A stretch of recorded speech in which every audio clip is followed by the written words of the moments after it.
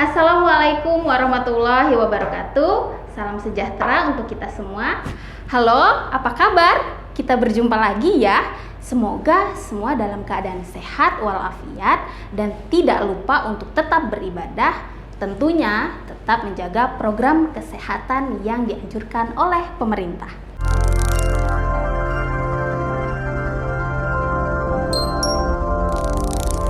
Hari ini kita akan sama-sama belajar tentang bahasa Indonesia lagi, tentunya tetapi berbeda topiknya.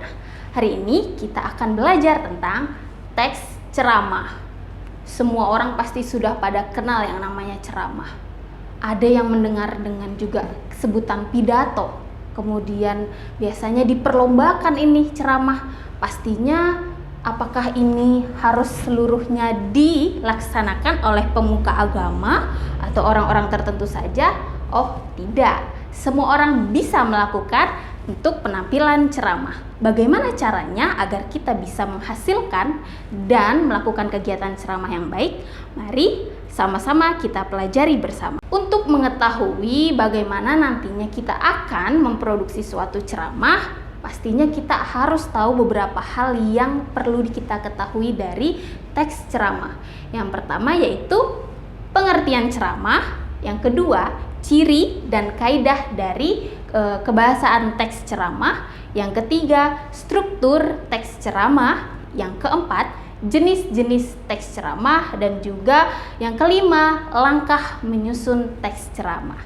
Pertama, kita lanjut yuk ke pengertian dari ceramah. Pengertian teks ceramah. Yang namanya ceramah itu sudah bisa disimpulkan bahwasanya ini adalah salah satu dari kegiatan berbahasa yang menimbulkan dan menunjukkan seni agar pendengarnya bisa mendapatkan informasi. Berarti kita bisa tahu ceramah ini adalah kegiatan berbicara di depan umum untuk menyampaikan suatu informasi dan juga pengetahuan kepada audiens, dan itu bisa ditentukan dari jenisnya, fungsinya, dan juga media dari ceramah. Lanjut ke bagian ciri dan kaidah kebahasaan dari teks ceramah. Ingat, yang namanya ciri pasti itu dikatakan karakter dari apa yang dimiliki. Kemudian kaidah kebahasaan berarti aturan yang wajib digunakan dalam berbahasa di kegiatan ceramah. Yuk kita ketahui dulu. Yang pertama, penggunaan kata ganti persona atau pronomina persona.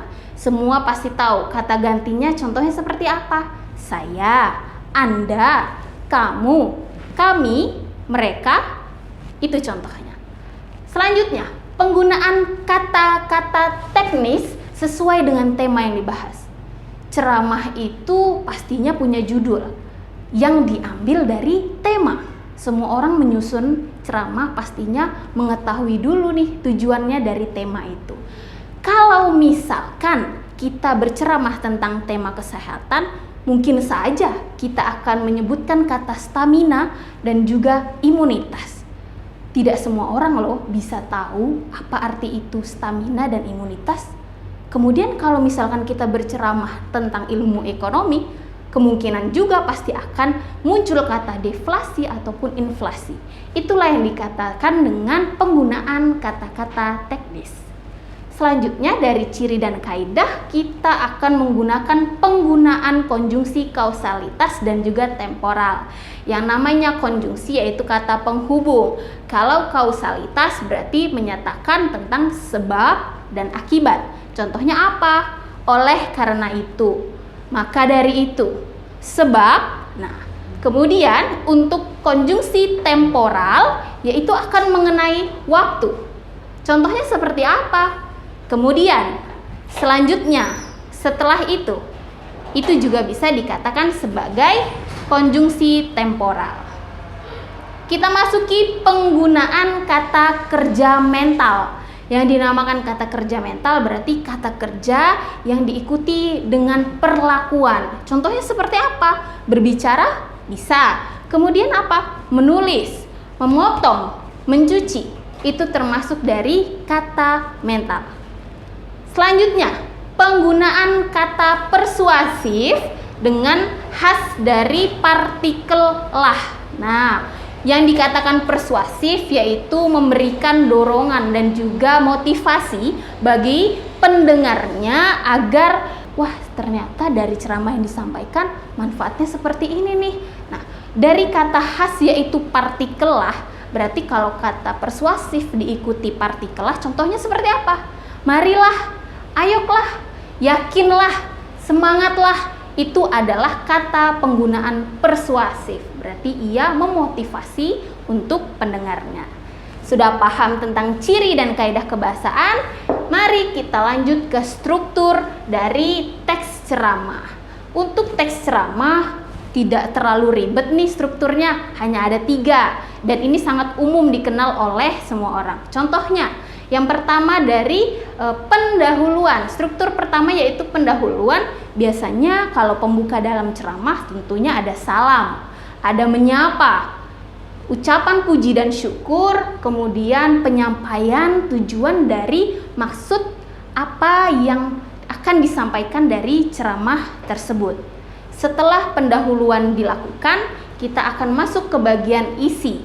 Pada bagian isi, inilah hal yang terpenting disampaikan seluruh informasi dan juga pengetahuan dari ceramah yang disampaikan oleh penceramah tersebut.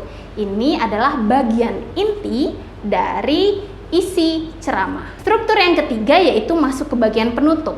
Bagian penutup ini umumnya bisa penegasan ulang dengan memberikan kesimpulan apa yang telah disampaikan dari keseluruhan ceramah tersebut dan tidak lupa mengucapkan permintaan maaf mungkin, ucapan terima kasih juga dan juga salam penutup.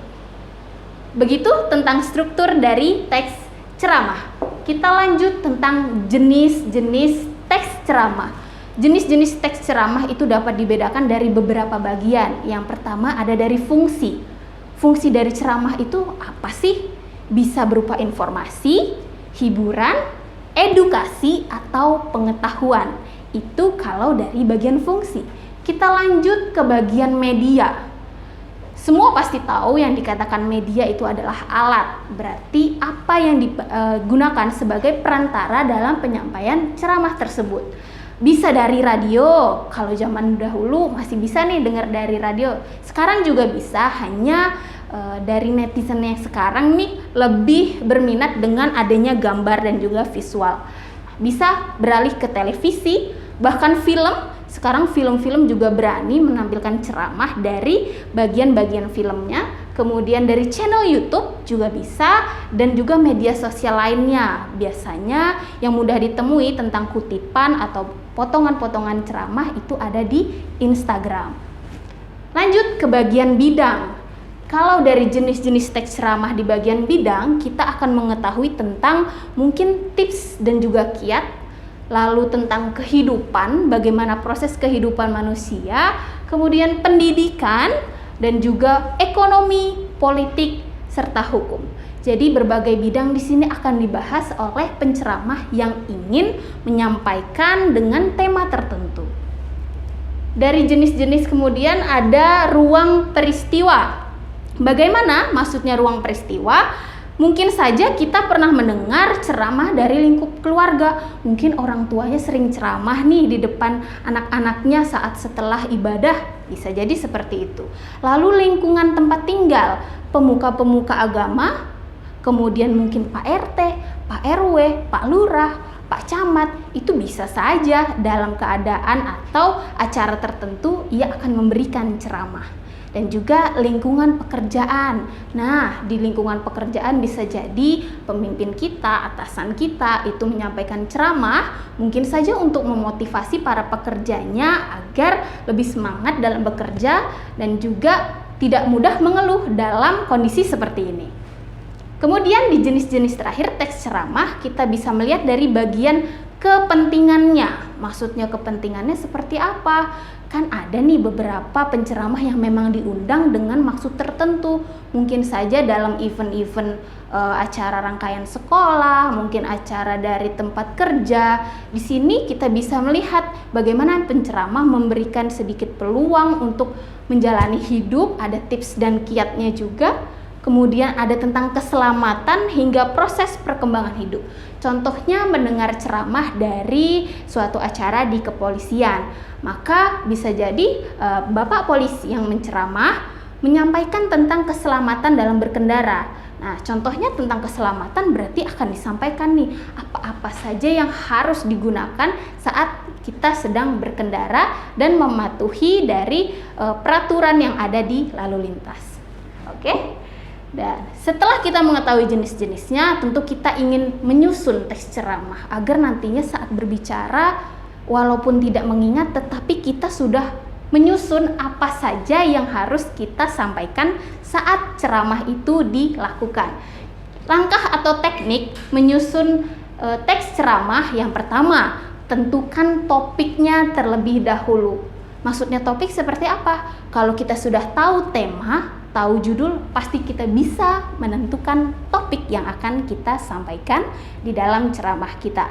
Lalu yang kedua, tentang teknik menyusun, yaitu tentukan tujuan dari ceramah yang akan kita sampaikan. Tujuannya ada dua, tujuannya umum dan tujuan yang khusus.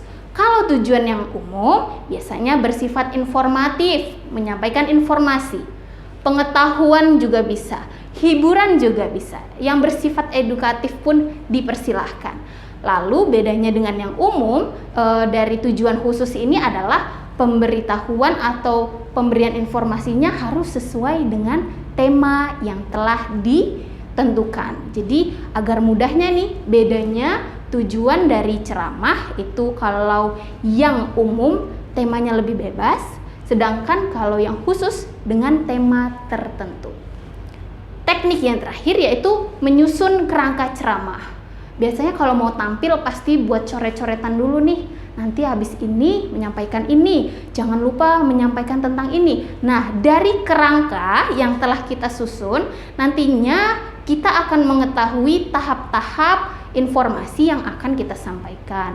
Mungkin saja mau memberikan selingan hiburan di dalam ceramah tersebut ataupun memberikan motivasi untuk para pendengarnya dari ceramah yang telah kita sampaikan. Dari teknik menyusun, kemudian ada jenis-jenis, ada kaidah kebahasaan, ada cirinya, ada struktur dan juga pengertian. Semuanya saya harapkan bisa dan berani untuk berceramah di depan umum. Tidak tertentu tentang keahlian ceramah ini. Semua orang bisa dengan melatih dan dilatih dirinya sendiri. Yang penting percaya diri, dengan tampilan yang hebat, Anda bisa menyampaikan isi ceramah dengan lengkap dan isi ceramah Anda bisa tersampaikan secara benar dan tepat. Semoga pembelajaran hari ini bisa bermanfaat untuk semuanya. Saya harap semua di luar bisa memberikan karya-karya yang luar biasa yang nantinya akan bisa kita nikmati dan kita contoh bersama walaupun kita sedang berada di pandemi seperti ini. Jangan mudah mengeluh, karena dengan kita dirumahkan, kita juga bisa loh berkreasi secara virtual dan juga kita tetap bisa menjalin silaturahmi. Baik, mohon untuk semua tetap jaga kesehatan, dijaga pola makannya, tetap berolahraga, dan jangan lupa untuk tetap beribadah. Saya ucapkan terima kasih, sampai jumpa di lain waktu. Assalamualaikum warahmatullahi wabarakatuh.